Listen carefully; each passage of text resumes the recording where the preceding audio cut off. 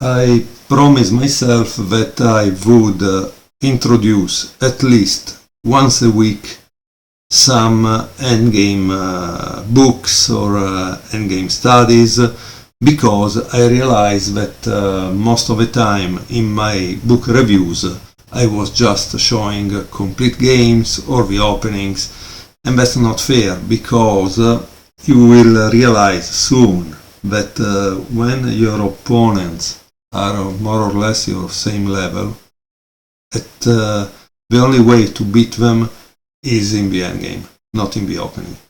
And sometimes not only. When they are your same level or a little above you, the only way to save yourself is in the endgame. Because one of these players that I played in North Carolina, I prepared against his opening perfectly, and he was even able to find a move that Ui Fan, the Women World Champion, couldn't find in the opening, so he was really good. In the middle game, he started to turn the table, and things like always went bad for me. And then we reached the endgame. And in the endgame, I was able to draw an endgame that it was a game that was lost. So while his opening preparation wasn't good, but he was able to find the right move, in the middle game he definitely beat me. In the end game I saved the game, and so half a point, and so I was kind of happy. In any case, this book has been published multiple times. It's from 2011, I think, and this is the latest version, 2023, in which Timman made some adjustments, correction and so on, and it's great. It's a beautiful work. I will begin to show you some of the positions that I found interesting and that I hope you will enjoy too. Thank you. Okay, this is position 8 from this book. It was Timman 2008, white to play and draw. Why white to play and draw? Because as you can see, black has 3 pawns against 1.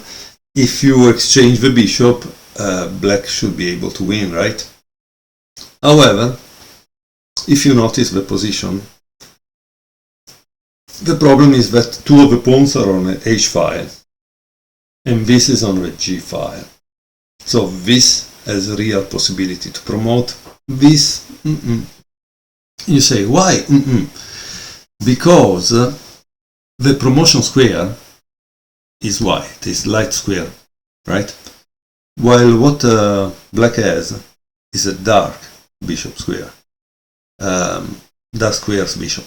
So what is the problem? The problem is that it cannot help the pawn to promote, and if a king goes here, it will block everybody, no, from promoting. At that point you don't even care about this pawn or this bishop and blah blah blah. Nobody cares. The important thing is that you remove this, and then it's gone, right? So this is the thing, you know.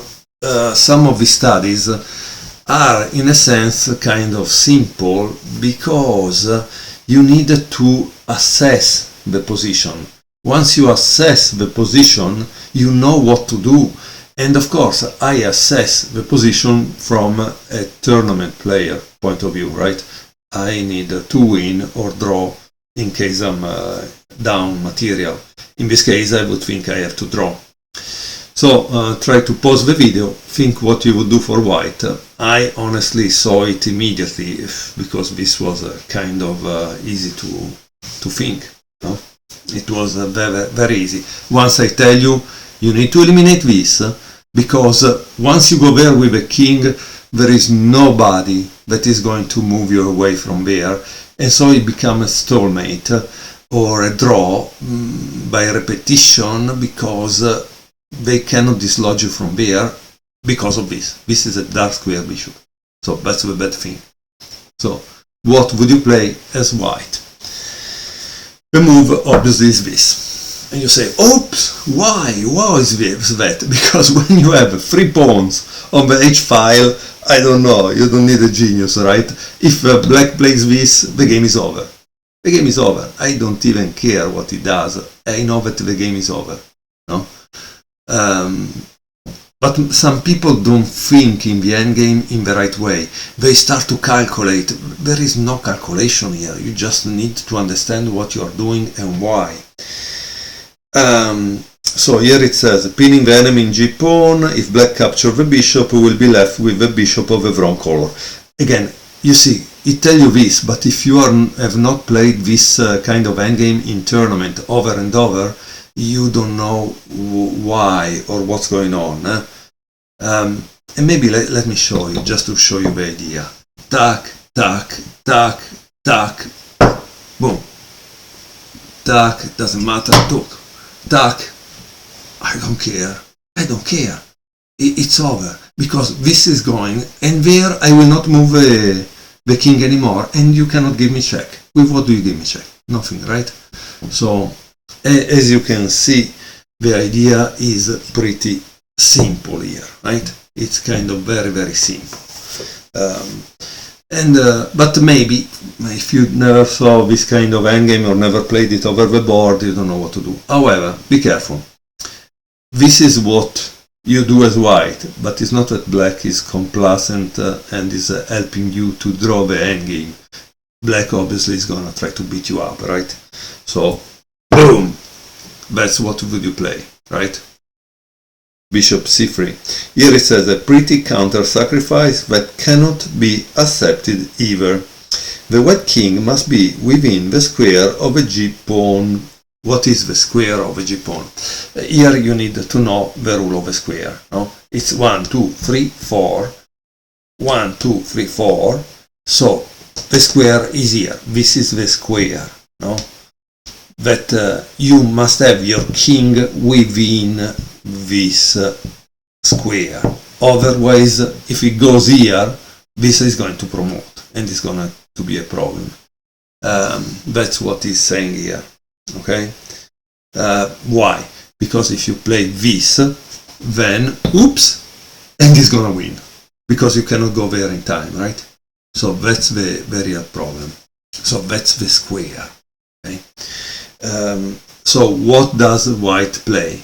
He plays a move that keeps him within the square, king d3. Okay? And black obviously is not gonna take there. He's not stupid. He's not gonna take and give you 3 pawns there, but then you automatically draw, right? He's trying to create another g-pawn if you take. Okay? What do you do now as white? Again, you want the 3 pawns on the h-file, or you want to kill that pawn in some way. No? If it goes on a dark square, you're going to sack the bishop. No? And here it takes king e2, h3, king f2.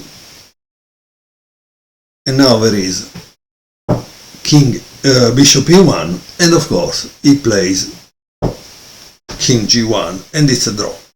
And this is the fourth game that I wanted to show you from this chapter 1. This is miniature studies. I hope you enjoyed it.